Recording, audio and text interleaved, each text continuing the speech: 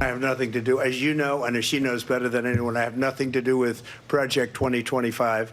That's out there. I haven't read it. I don't want to read it purposely. I'm not going to read it. Despite what he said about Project 2025, this is exactly what it looked like the whole time. I know you know that, probably, if you're watching me. I know it. We all know it. But it is nice to, like, touch the ground and know that it's there, right? Because within hours of being president again, Trump issued dozens of executive orders that looked like they were pulled straight from 2025. And then he nominated one of the architects of Project 2025, that guy, Russ Vought, to head up the Office of Management and Budget, a man who went before the Senate Budget Committee today. President Trump fired off 26 executive orders, I believe, his first day. Did you have any role in preparing any of them? Senator, that's part of the deliberative process that the transition goes through, and I'm not going to invade that deliberative process. We certainly never had a witness tell senators what questions they could and could not ask. So I guess I'm like, why can I not get an answer? Joining me now, Senator Sheldon Whitehouse, Democrat of Rhode Island and member of the Senate Budget Committee. Senator, this is a little one-on-one, but I think worth doing is, how important is the job that Russ Vought, who is the architect of Project 2025 and told an undercover film crew that Trump had to deny them, but they were tight. How important is this job as director of OMB?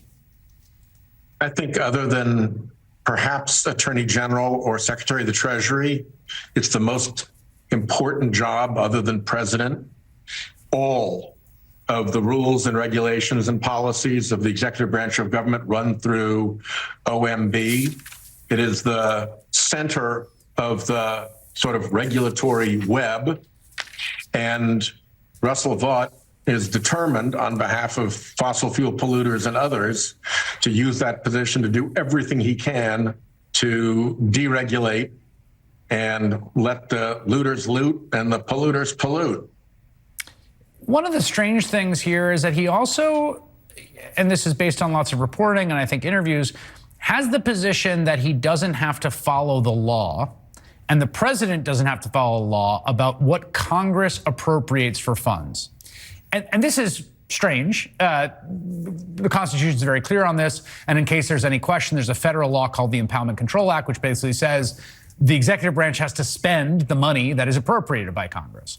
Today, there was an exchange between your colleague, Senator Murray, and him on this law, which all indications are they just think they can violate, like it doesn't apply to them. I want to play that exchange and get your reaction to it. Take a listen. The president ran on the notion that the Impoundment Control Act is unconstitutional. I agree with that. I would, in response to both questions, say that what the president has unveiled already are not impoundments. They are programmatic delays. Has the impoundment law ever been said to be unconstitutional by a court of law? Not to my knowledge. No, it has not. So it is the law of the land. I don't care what the president said when he was running. It is the law of the land. So will you follow that law if you are confirmed to this office? Senator, the president and his team is going to go through a review with our lawyers, if confirmed, including the Department of Justice, to explore the parameters of the law with regard to the Impoundment Control Act. You'll note that's not a yes, Senator. He's, Vought as a lawyer is something of a crank. He doesn't believe in the separation of powers. He doesn't believe in the Congress having the power of the purse.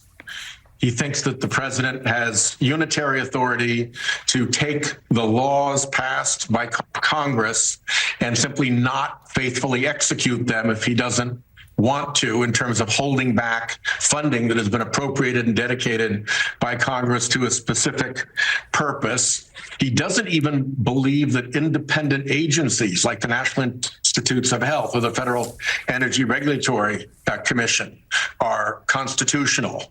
So he's an absolutist in terms of executive power, and these are just a few expressions of it. And other than that, he's an author of 2025. This is probably why Trump wants him there. He has a very, very peculiar view of executive power and a desire to deregulate the looters and polluters who put Trump in the White House and are now coming to claim their due. I think the phrase that he himself has used for his vision is a post-constitutionalist order. Am I right about that? I think that's his phrase. Yeah, I mean, I hate to go back to vice presidential candidate Walz, but weird. Yeah.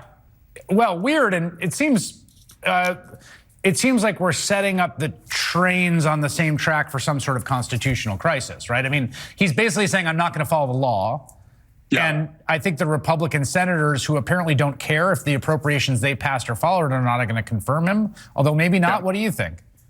And at the end of the day, you know, a challenge like that will go to the Supreme Court. And guess who the legal counsel is to Russell Vought over at OMB?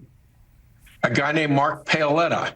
Oh, yeah. Who is Leonard Leo's court-packing sidekick and was in the painting. He's in the painting. With Leonard Leo, Harlan Crow, and Clarence Thomas. Yes. One of my favorite moments of the last few years was that after it came out that the Supreme Court Justice Clarence Thomas had flagrantly violated ethics regulation, possibly the law, by taking these free trips, there was an op-ed defending him from the guy in the painting, which is a good call. All right, Mark Paoletta. And then they set a countercharge against Justice Jackson that Russell Vought signed, but it looks like it was actually written by Mark Paoletta. So this whole thing is just so sordidly intertwined. Yeah. Senator Sheldon Whitehouse, thank you for your time tonight. Appreciate it.